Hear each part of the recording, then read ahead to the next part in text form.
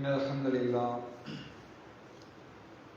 نحمده ونستعينه ونستغفره ونعوذ بالله من شرور أنفسنا ومن سيئات أعمالنا من يهده الله فلا مضل له ومن يضلل فلا هادي له وأشهد أن لا إله إلا الله وحده لا شريك له وأشهد أن محمدا عبده ورسوله أما بعد يا أيها الذين آمنوا اتقوا الله حق تقاته ولا تموتن إلا وأنتم مسلمون يا أيها الذين آمنوا اتقوا الله وقولوا قولا سديدا يصلح لكم أعمالكم ويغفر لكم ذنوبكم ومن يطع الله ورسوله فقد فاز فوزا عظيما يا أيها الناس اتقوا ربكم الذي خلقكم من نفس واحدة وخلق منها زوجها وبث منهما رجالا كثيرا ونساء واتقوا الله الذي تساءلون به والأرحام إن الله كان عليكم رقيبا எல்லா புகழும் புகழ்ச்சியும் அல்லாஹ் ஒருவனுக்கே உரித்தாகட்டுமாக. அல்லாஹ்வுடைய அருளும் கருணையும் நம் உயிரிலும் மேலான நபிகள் நாயகம் ஸல்லல்லாஹு அலைஹி வஸல்லம் அவர்களின் மீதும் அவர்களை அப்படியே பின்பற்றி வாழ்ந்த சத்திய சஹாபாக்கள் மீதும் தாபீன்கள் தபா தாபீன்கள் மீதும் குறிப்பாக இங்கு நிலவக்கூடிய நம் அனைவரின் மீதும் என்றென்றும் நின்று நிலவட்டுமாக. பேரன்புக்குரிய எல்லாம் அல்ல அல்லாஹ்வின் நல்லடியார்களே, அல்லாஹ்வுடைய மாபெரும் கிருபையினால் அவனுடைய அருள் நிறைந்த இந்த ஜும்மாவுடைய தினத்தில் அவன் நம் மீது கடமையாக்கி இருக்கிற இந்த ஜும்மாவுடைய தொழுகையை நிறைவேற்றுவதற்காக நாம் எல்லாம் இங்கே ஒன்று கொள்விருக்கிறோம். எப்படி அல்லாஹ் ரப்புல் ஆலமீன் இந்த இடத்தில் நாம் அனைவரையும் ஒன்று கூட்டினானோ, அதே போல நாளை மறுமையிலே அல்லாஹ் தயாரித்திருக்கிற சொர்க்கத்திலே உயர்ந்த சொர்க்கமான ஜன்னத்துல் ஃபிர்தௌஸ் என்ற உயர்ந்த சொர்க்கத்தில் நாம் அனைவரையும் ஒன்று சேர்க்க வேண்டும் என்று பிரார்த்தனை செய்தவனாக எனது இந்த உரையை நான் ஆரம்பம் செய்கிறேன். அன்புள்ள சகோதர சகோதரிகளே, நாம் வாழக்கூடிய இந்த காலம் என்பது பெரும்பாலான மனோ இச்சைகளால் சூழப்பட்டு இஸ்லாமிய மார்க்கத்தை பெரும்பாலும் சட ரீதியாக உலகியல் ரீதியாக பார்க்கக்கூடிய மிக மோசமான ஒரு சூழலை இன்றைக்கு உருவாகி இருக்கிறது. இப்படிப்பட்ட மோசமான ஒரு சூழலில் ஒரு முஃமினை பொறுத்தவரை அல்லாஹ்வோடு அவன் நெருங்கிய ஒரு தொடர்பிலே இருக்க வேண்டும், அல்லாஹ்வோடு ஒரு நெருக்கமான தொடர்பை ஏற்படுத்தி கொள்ள வேண்டும் என்பதற்காக நிறைய வழிகளை நாம் தேட வேண்டும். அந்த வகையிலே அல்லாஹ்வோடு மிக நெருங்கிய தொடர்பாக இருக்கக்கூடிய துஆ என்கிற பகுதிகளை நாம் அதிகமாக பிரார்த்தனை செய்ய வேண்டும். நம்முடைய வாழ்க்கையில் ஒன்றாக இருக்க வேண்டும். அந்த துஆ அல்லாஹ்வோடு இருக்கிற நெருக்கத்திலே மிக முக்கியமான ஒரு அம்சம் என்று சொல்லலாம். துஆவை தாண்டி நம்முடைய அதிகமான நெருக்கங்களாக இஹ்லாஸ், உள தூய்மையோடு அல்லாஹ்வுக்காக நாம் செய்வது என்று இஹ்லாஸை அதிகமாக நாம் தேட வேண்டும், படிக்க வேண்டும். அந்த அடிப்படையிலே நம்முடைய வாழ்க்கையை அமைத்துக் கொள்ள வேண்டும். அதே போல இன்னொரு பதியாக தவக்குல், அல்லாஹ்வை முழுமையாக சார்ந்திருப்பது, அல்லாஹ்வின் மீது முழுமையாக நம்பிக்கை வைப்பது. இந்த பகுதிகளை நாம் அல்லாஹ்வோடு மிக நெருங்கிய தொடர்பிலே, மிக நெருக்கத்திலே ஆக்கக்கூடிய அம்சங்களாக தவக்குல் இருப்பதை பார்க்கிறோம்.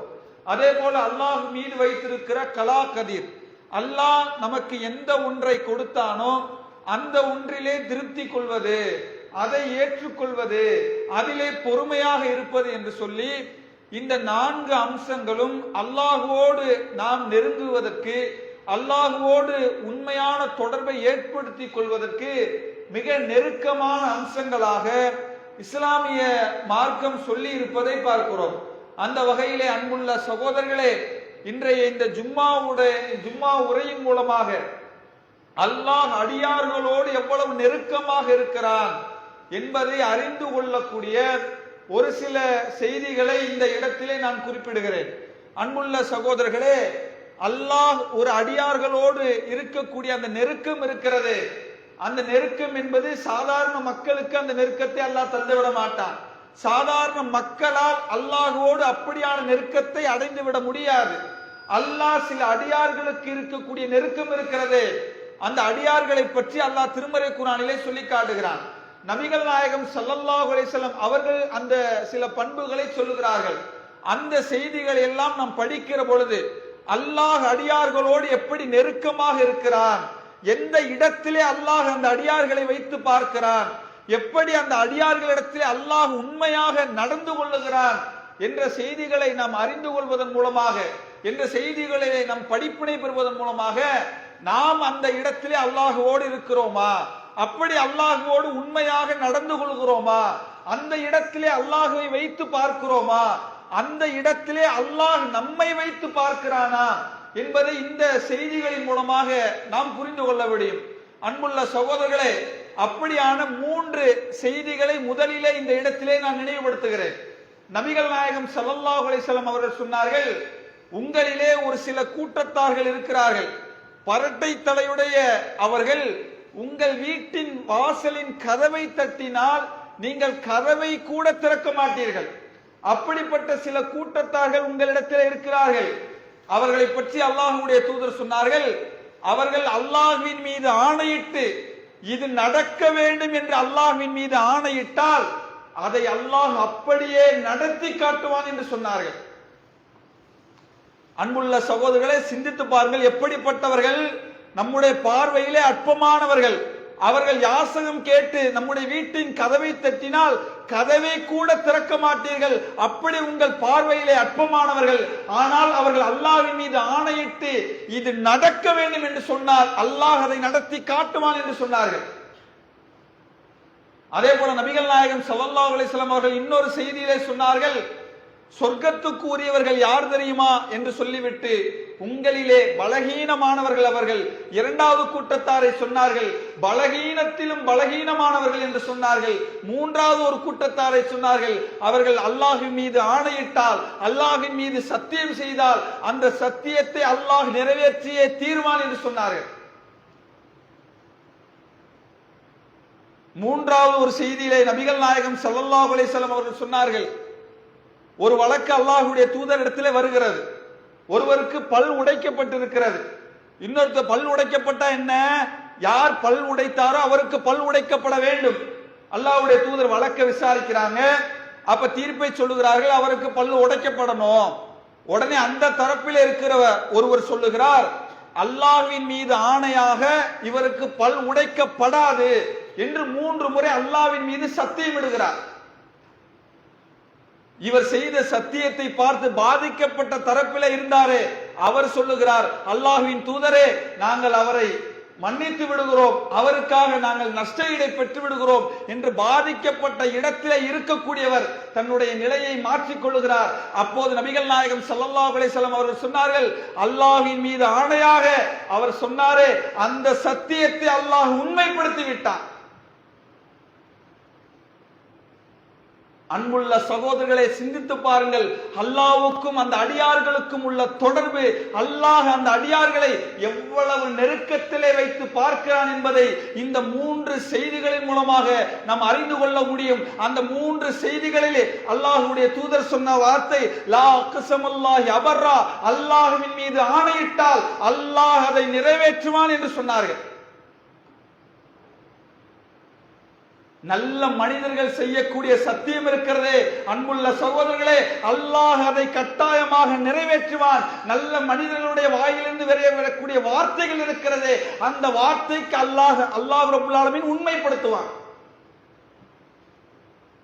அதனால்தான் நபிகள் நாயகம் ஸல்லல்லாஹு அலைஹி வஸல்லம் அவர்களிடத்திலே யாராவது யாசகம் கேட்டு வந்தால், தன்னிடத்திலே கொடுக்க முடியவில்லை என்று சொன்னால், அல்லாஹ்வுடைய தூதருடைய உள்ளமெல்லாம் கொடுக்க முடியவில்லையே என்று ஏக்கம் இருக்கிற பொழுது அல்லாஹ் சொல்லுகிறான், நபியே, உங்களிடத்தில் யாராவது கேட்டு வந்தால், உங்களிடத்தில் இல்லை என்று சொன்னாலும் அவர்களிடத்திலே நீங்கள் நல்ல வார்த்தைகளை சொல்லி அனுப்புங்கள். ஏன் தெரியுமா? அல்லாஹ் சொல்லி காட்டுகிறான், நீங்கள் நல்ல வார்த்தை சொல்வதன் மூலமாக அல்லாஹ் அதை அப்படியே உண்மைப்படுத்துவான். நல்ல மனிதர்களிலிருந்து வெளிவரக்கூடிய வார்த்தை இருக்கிறதே சகோதரர்களே, இன்றைக்கு நம்மிடத்தில் யாராவது கேட்டு வந்தால், பொருளாதாரம் இல்லை என்று கேட்டு வந்தால், கேட்டு வரக்கூடிய நம்மிடத்திலே அவருக்கு பொருளாதாரம் இல்லை என்று சொன்னாலும் நாம் அல்லாஹ்விடத்திலே உண்மையாளராக இருந்தால், நம்மை அல்லாஹ் அந்த இடத்திலே உண்மையாக நடந்து கொள்ள அடியார்களாக அல்லாஹ் மாற்றிவிட்டால், நம் வாயிலிருந்து வெளிவரக்கூடிய எந்த ஒரு வார்த்தையாக இருந்தாலும் அந்த வார்த்தையை அல்லாஹ் உண்மைப்படுத்துவான் என்று சொன்னார்கள். அபூபக்கர் சித்திக் ரலியல்லாஹு அன்ஹு அவர்கள், அபூபக்கர் சித்திக் ரலியல்லாஹு அன்ஹு அவர்களை பொறுத்தவரை ஒரு தடவை அல்லாஹ்வுடைய தூதருடைய சபையிலே அமர்ந்திருக்கிறார்கள்.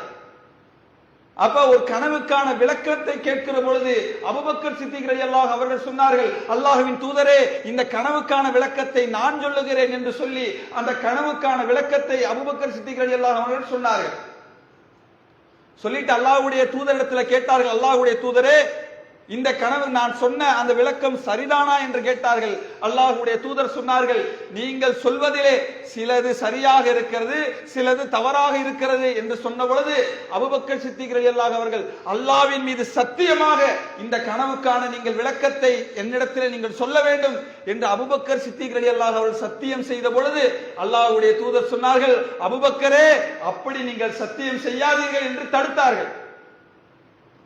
அந்த கனவுக்கான விளக்கத்தையும் சொல்லவில்லை. அன்புள்ள சகோதரர்களே, ஏன் இந்த செய்தியை நான் சொல்லுகிறேன் தெரியுமா? அல்லாஹ்வுடைய தூதர் தடுத்தார்களே, நல்ல மனிதர்கள் அல்லாஹ்வின் மீது இப்படியான ஒன்றை செய்வேன் என்று நீங்கள் சத்தியம் செய்ய வேண்டாம் என்று சொன்னார்கள். இப்படி எத்தனையோ நல்ல மனிதர்கள் வாயிலிருந்து வெளிவரக்கூடிய எந்த வார்த்தைகளாக இருந்தாலும் அந்த வார்த்தைகளை அல்லாஹ் உண்மைப்படுத்துவான் என்று சொன்னார்களே. அன்புள்ள சகோதரர்களே, அந்த மாதிரி நாம் என்றைக்காவது ஒரு நாள் நாம் எந்த ஒரு செயலையாக செய்யும் பொழுது இது நடக்கும், இது நடக்காது, இது தருவேன், இது தரமாட்டேன் என்று சொல்லும் பொழுது அந்த வார்த்தையை அல்லாஹ் உண்மைப்படுத்தி விடுவான் என்கிற சிந்தனையாவது இருக்கிறதா? நபி ஸல்லல்லாஹு அலைஹி வஸல்லம் அவர்கள் அல்லாஹ்வோடு ஒரு ஒப்பந்தம் செய்தார்கள். யா அல்லாஹ், நான் யாரையாவது திட்டி இருந்தால், நான் யாரையாவது பேசி இருந்தால், அவர்களை நான் திட்டியதற்காக, சபித்ததற்காக அவர்களை நீ குற்றம் பிடித்து விடாதே, அதை அவருக்கு அருளாகவும் பாவ மன்னிப்பாகவும் மாற்றிவிடு என்று அல்லாஹ்வுடைய தூதர் அல்லாஹ்விடத்திலே உடன்படிக்கை செய்தார்கள்.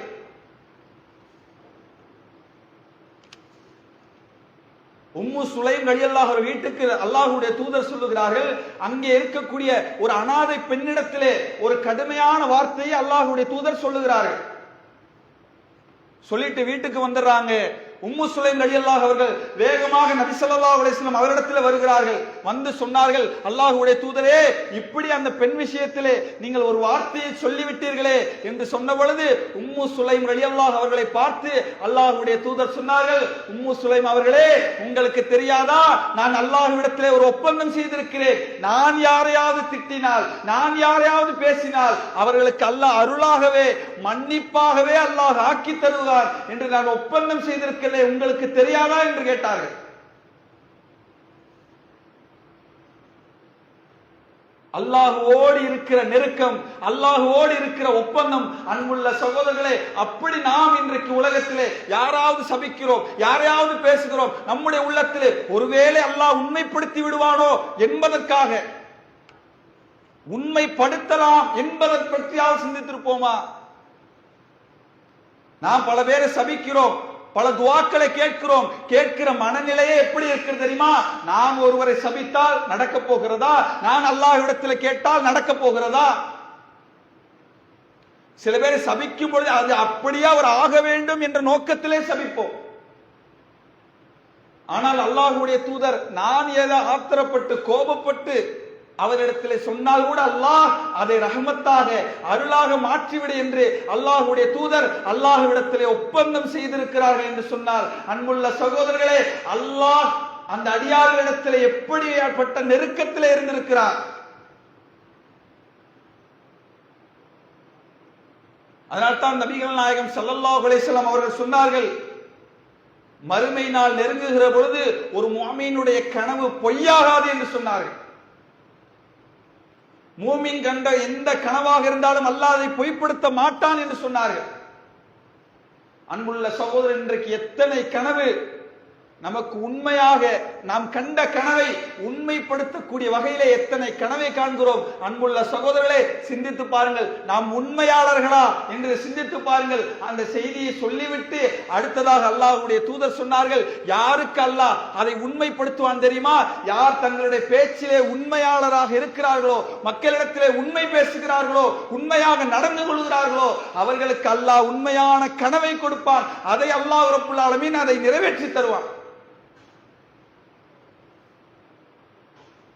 பேச்சிலே உண்மை, செயலிலே உண்மை, அல்லாஹ்வோடு இருப்பதிலே உண்மை.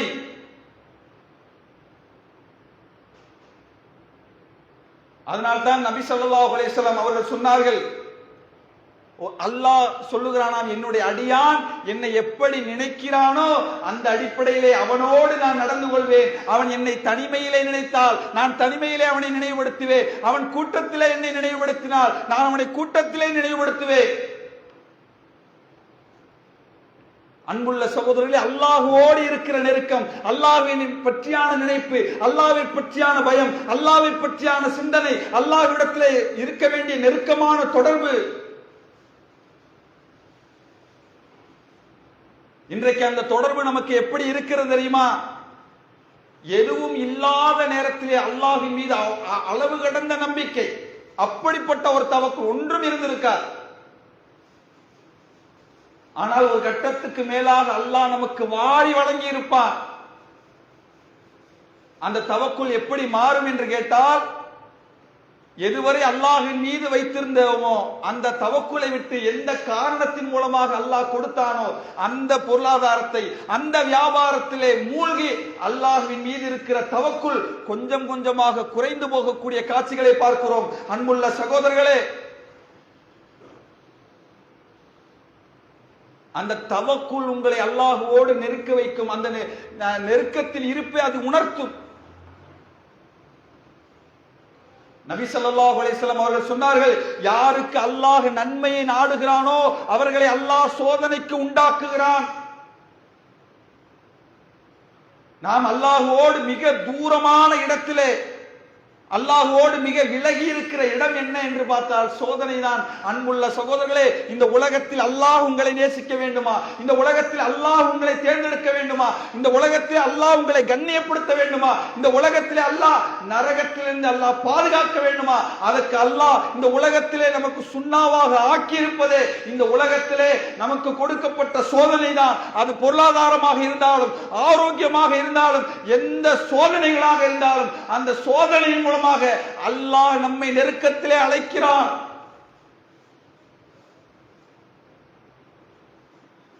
இன்றைக்கு சோதனை தான் மிகப்பெரிய பாரமாக, பொருளாதாரத்தில் கொஞ்சம் நஷ்டம்னா அல்லாஹ்வை மறந்து விடுகிறோம். ஒரு சின்ன சின்ன நோய் அல்லாஹ்வை மறந்து விடுகிறோம்.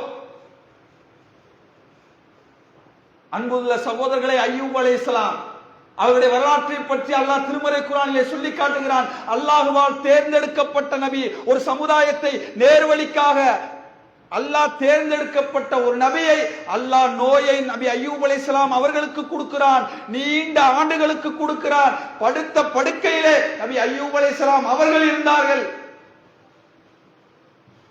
உங்களை போன்று என்னை போன்று அல்ல.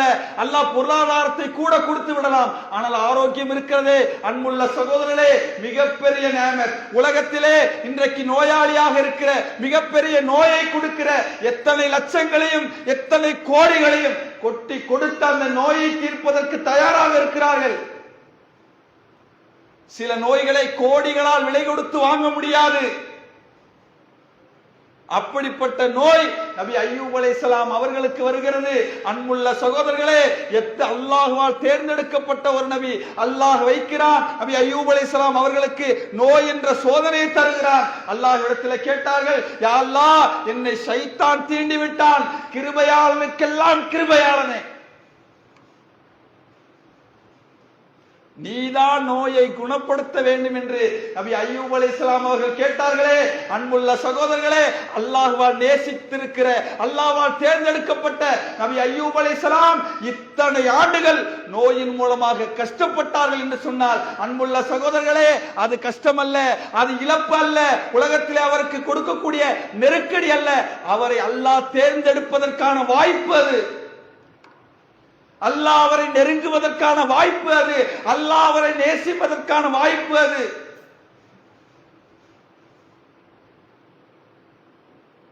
நாம் இன்றைக்கு எப்படி தீர்மானிக்கிறோம்? அல்லாஹ்வை எந்த இடத்திலே, எந்த தரத்திலே வைத்து பார்க்கிறோம்? அன்புள்ள சகோதரர்களே, இன்றைக்கு நாம் அல்லாஹ்வை வைத்து பார்ப்பதெல்லாம் வெறுமனே சடரீதியான உலகத்திலே கிடைக்கிற பொருளாதாரம் தான் அல்லாஹ்வுடைய பார்வையே நமக்கு மாற்றுகிறது. கூட்டி கொடுத்தால் புகழ்கிறோம், குறைத்து கொடுத்தால் இழிவடைகிறோம், அல்லாஹ்வை மறக்கிறோம், தொழுகையை விடுகிறோம். சம்பந்தம் இல்லாத அந்த பொருளாதாரத்தை திரட்டுவதற்காக அல்லாஹ்வை மறக்கடிக்கிற எத்தனையோ வேலைகளில் ஈடுபடுகிறோம். அன்புள்ள சகோதரே, ஹுனைனுடைய ஒரு போர்க்களம். அந்த போர்க்களத்திலே அல்லாஹ்வுடைய தூதர் கனிமத்து பொருட்களை எல்லாம் தோழர்களுக்கு பிரித்துக் கொண்டிருக்கிறார்கள். அப்போது அல்லாஹ்வுடைய தூதர் சிலருக்கு நிறைய கூட்டி கொடுக்கிறார்கள், சிலருக்கு கொடுக்காமலே விடுகிறார்கள். அந்த இடத்தில் அல்லாஹ்வுடைய தூதர் சொன்னார்கள், என் தோழர்களே, சில பேருக்கு நான் அதிகமாக பொருளாதாரத்தை கொடுக்கிறேன். ஏன் கொடுத்தேன் தெரியுமா? அவர்கள் உள்ளத்திலே இருக்கிற பதட்டத்தை நான் அறிந்து கொண்டேன், அதனால அவங்களுக்கு பொருளாதாரத்தை வாரி வாரி கொடுத்தேன். சில பேருக்கு நான் பொருளாதாரத்தை கொடுக்கவில்லை. காரணம் என்ன தெரியுமா? அல்லாஹ் அவர்களுக்கு உள்ளத்திலே இருக்கிற அந்த போதும் என்ற மனத்தை அவருடைய உள்ளத்திலே அல்லாஹ் ஆக்கிவிட்டான். அதிலே ஒருவர் தான் அம்ரி இப்னு தஹலப் என்கிற நபித்தோழர். அன்புள்ள சகோதரன், நான் கேட்கிறேன், ஏதோ ஒரு வேலைக்காக சென்று வேலை அதிகமாக செய்து பொருளாதாரத்தை பங்கிடும் பொழுது, நான் தான் அதிகமாக வேலை பார்த்தேன், வேலை பார்த்த எனக்கு 1000, வேலை பார்க்காத அவனுக்கு 10,000 லட்சத்திலே கொடுத்தால் நம்முடைய உள்ளம், நம்முடைய சிந்தனை எப்படி இருக்கும்? அந்த பார்வை எப்படி இருக்கும்? இது மோசமான தவறான பார்வையாக இருக்கும். அல்லாஹ்வுடைய தூதர் அப்படித்தான் கனிமத்து பொருட்களை பிடித்தார்கள். அப்படித்தான் அவர்கள் உள்ளத்திலே இருக்கிற பதட்டத்தின் காரணமாக வாரி வாரி கிடைக்கிற எல்லா பொருளாதாரத்தையும் ஈமான் குறைவான மக்களுக்கு கொடுத்தார்கள். ஈமான் உச்சியிலே உள்ளத்திலே போதும் என்று நினைத்தார்களே, அவர்களை நான் அல்லாஹ்வுக்காக விட்டுவிட்டேன் என்று சொன்னார்கள். இதை கேட்ட அம்ரி இப்னு தஹலப் ரலியல்லாஹு அன்ஹு அவர்கள் சொன்னார்கள், அன்புள்ள சகோதரர்களே, இந்த நபித்தோழரை பற்றி வேறு எந்த செய்திகளும் உங்களால் பார்க்க முடியாது. அவர்கள் சொன்னார்கள், அல்லாஹ்வுடைய தூதர் இந்த வார்த்தையை சொன்னார்களே, இந்த உலகத்தையே எனக்கு கொடுத்தாலும் இந்த வார்த்தைக்கு ஈடானது இல்லை என்று சொன்னார்கள். போதும் என்ற மனம், போதும் என்ற எண்ணம் இருக்கிறது. சகோதரர்களே, நான் கேட்கிறேன், உலகத்திலே பத்தாது பத்தாது, தேவை தேவை என்கிற மனநிலை உலகத்திலே நீங்கள் காட்டுங்கள். எந்த வீடு, எனக்கு 5 வீடு இருக்கு போதும் என்ற மனிதரை காட்டுங்கள். லட்சத்திலே கோடியிலே வைத்திருக்கிறேன் போதும் என்ற மனிதரை காட்டுங்கள். உலகத்தில் நீங்கள் பார்க்கிற லட்சாதிபதி கோடீஸ்வரர்கள் எத்தனையோ கோடிகளை சம்பாதிச்சுட்டேன், இனி தேவையில்லை, பொருளாதாரம் தேவையில்லை, பணம் தேவையில்லை, எனக்கு போதும் என்கிற நிலையை அடைந்து விட்டேன். அப்படி உலகத்தில் நீங்கள் யாராவது பார்க்கிறீர்களா? அன்புள்ள சகோதரர்களே, காரணம் என்ன தெரியுமா? உலகத்திலே லட்சம் கொடுத்தாலும் கோடி கொடுத்தாலும் அவருடைய உள்ளத்தை அல்லாஹ் ரப்புல் ஆலமீன் அதை பிரித்து விட்டார். அல்லாஹ் அதை ஓட வைக்கிறான். அல்லாஹ் அந்த உள்ளத்தில் இருக்கக்கூடிய போதும் என்கிற மனப்பான்மை அல்லாஹ் பிரித்தெடுக்கிறார். ஆனால் சகோதரர்களே, கண்ணுக்கு முன்னால் சில பேர்களை பார்க்கிறோம். இருக்க வீடு இருக்காது, சரியான வருமானம் இருக்காது, அன்றாட தேவைகளை நிறைவேற்றக்கூடிய ஒரு சூழலில் இருப்பார்கள். 5 நேரம் தொழுவார்கள், இறைவனை நினைப்பார்கள். அன்றாடம் குடும்பத்துக்கு தேவையான போதுமான சின்ன வருமானத்தை கொண்டு அல்லாஹ்வால் பொருந்திக் கொண்டவர்கள் உலகத்திலே தான் வாழுகிற பொழுதே போதும் என்ற மனநிலையிலே உண்டாக்கினார்களே, அல்லாஹ் இந்த உலகத்திலே வாழும் பொழுது அவர்களை கண்ணியப்படுத்துவான். அதனால் தான் அல்லாஹ்வுடைய தூதர் சொன்னார்கள், யார் ஒருவர் இந்த உலகத்திலே சுயமரியாதையோடு நடந்து கொள்ள வேண்டும் என்று விரும்புகிறாரோ அல்லாஹ் அவர்களை சுயமரியாதையோடு வாழ வைப்பான். யார் ஒருவர் இந்த உலகத்திலே அடுத்தவரிடத்திலே கையேந்தி வாழ வேண்டும் என்று நினைப்பாரோ அல்லாஹ் அடுத்தவர்களை அவர்களை கையேந்த வைப்பான். சகோதரர்களே, அல்லாஹ்வோடு இருக்கிற நெருக்கம், அந்த நெருக்கம், அந்த சிந்தனை, அந்த உள தூய்மை, அந்த தொடர்பு, அல்லாஹ் போதும் என்கிற மனநிலை. அன்புள்ள சகோதரர்களே, நீங்கள் போதும் என்கிற மனநிலைக்குள் மட்டும் வந்து வாருங்கள். இந்த உலகத்தையே கொட்டி கொடுத்தாலும் வேண்டாம் என்கிற மனநிலை உங்கள் உள்ளத்திலே வந்துவிடும்.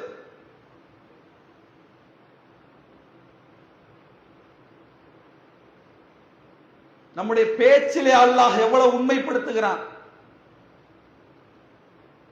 நபி ஸல்லல்லாஹு அலைஹி வஸல்லம் அவர்கள் ஒரு தடவை உபய் இப்னு கஅப் ரலியல்லாஹு அவர்களை அழைக்கிறார்கள். அழைத்து சொன்னார்கள், உபய் இப்னு கஅப் அவர்களே,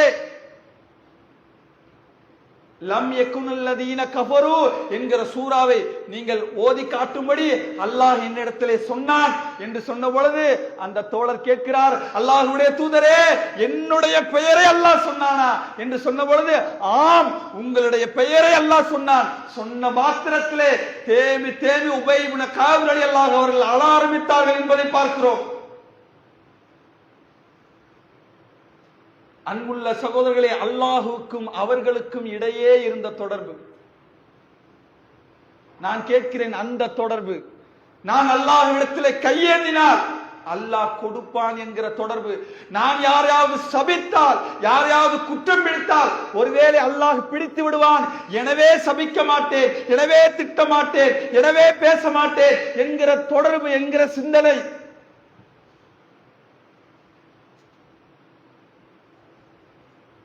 அல்லாஹ்வுடைய தூதர் சொன்னார்களே, உங்களிலேயே பரட்டை தலையுடைய உங்கள் வீட்டின் கதவை தட்டினால் அவர்களுக்கே மதிப்பளிக்காத ஒரு கூட்டத்தினர் அல்லாஹ்விடத்தில் கையேந்தி, யா அல்லாஹ், இது நடக்க வேண்டும் என்று சொன்னால் நடத்தி காட்டுவான் என்று சொன்னார்களே. அன்புள்ள சகோதரர்களே, அந்த கூட்டத்திலே நாம் இருக்கிறோமா? அப்படி நம்முடைய வார்த்தைகளை அல்லாஹ் உண்மைப்படுத்துவானா என்பதை சிந்தித்து பாருங்கள். எனவே அன்புள்ள சகோதரர்களே, அல்லாஹ் நம்முடைய வார்த்தையை உண்மைப்படுத்த வேண்டும் என்று சொன்னால், அல்லாஹ் நம்மிடத்திலே நெருக்கமாக இருக்க வேண்டும் என்று சொன்னால், நாம் அல்லாஹ்வோடு உண்மையாக நடக்க வேண்டும். ஊர் மக்களுக்கு அல்ல, அல்லாஹ்விடத்திலே என்னுடைய வார்த்தை அல்லாஹ் உண்மைப்படுத்துவான், என்னுடைய வார்த்தை அல்லாஹ் பொய்ப்படுத்துவான், இதை நான் பேசக்கூடாது, இதை நான் பேச வேண்டும் என்று உங்கள் உள்ளத்திலே வருகிற சிந்தனை இருக்கிறதே, எண்ணம் இருக்கிறதே, அன்புள்ள சகோதரர்களே, அந்த சிந்தனை வந்துவிட்டால், அந்த எண்ணம் வந்துவிட்டால் அல்லாஹ் உங்களோடு இருக்கிறான் என்பதை அல்லாஹ் பல்வேறு வசனங்களின் மூலமாக சொல்லி காட்டுகிறான். அந்த அடிப்படையிலே உலகத்திலே வாழுகிற பொழுதே போதும் என்கிற மனநிலையிலே அல்லாஹ்விடத்திலே உண்மையாக இருக்கக்கூடிய நன்மக்களாக அல்லாஹ் ரப்பல் ஆலமீன் உங்களையும் என்னையும் ஆக்கி அருள வேண்டும் என்று கூறி என்னுடைய இந்த முதல் உரையை நிறைவு செய்கிறேன்.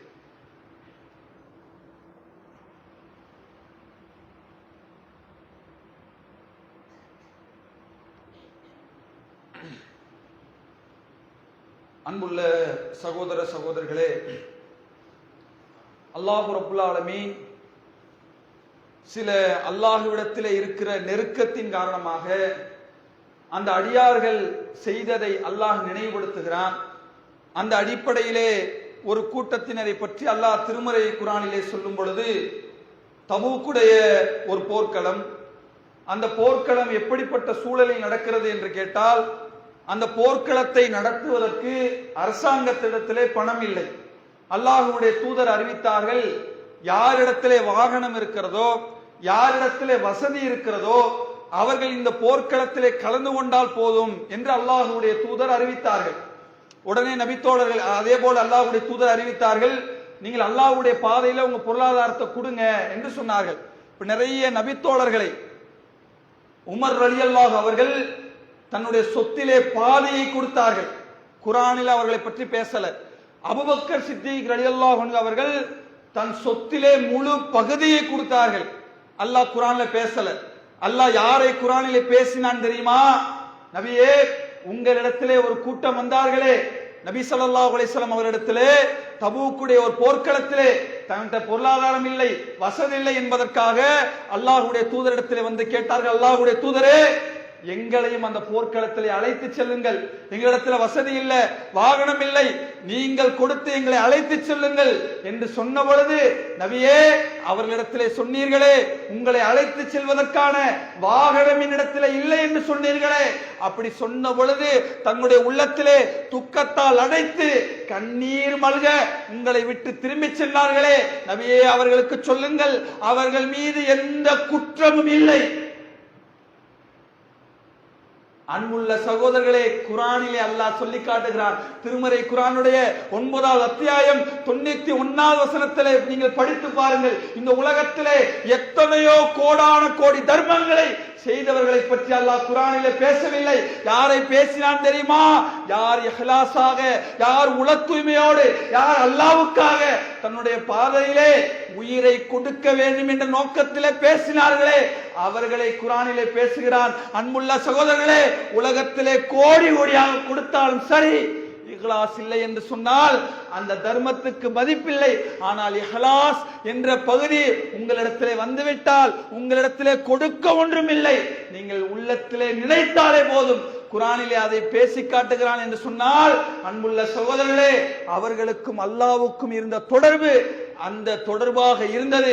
எனவே அன்புள்ள சகோதரர்களே, அப்படியான உள்ளத்தால், இஹ்லாஸ் என்பது உள்ளத்திலே செய்யக்கூடிய அமல், அந்த இஹ்லாஸின் மூலமாக நெருங்குவோம். தவக்குல், அல்லாஹ்வின் மீது முழுமையாக சார்ந்திருப்ப தவக்குல் என்பது அல்லாஹ்வுக்கு செய்யக்கூடிய மிகப்பெரிய அமல். அதன் மூலமாக அல்லாஹ்வை நெருங்குவோம். துஆ என்பது அல்லாஹ்விடத்தை நம்மிடத்திலே ஒப்படைப்பது. அதன் மூலமாக அல்லாஹ்வை நெருங்குவோம். இப்படியாக அல்லாஹ்வை நெருங்கக்கூடிய நன்மக்களாக அல்லாஹ் ரப்புல் ஆலமீன் உங்களையும் என்னையும் ஆக்கி அருள வேண்டும் என்று கூறி என்னுடைய இந்த உரையை நிறைவு செய்கிறேன்.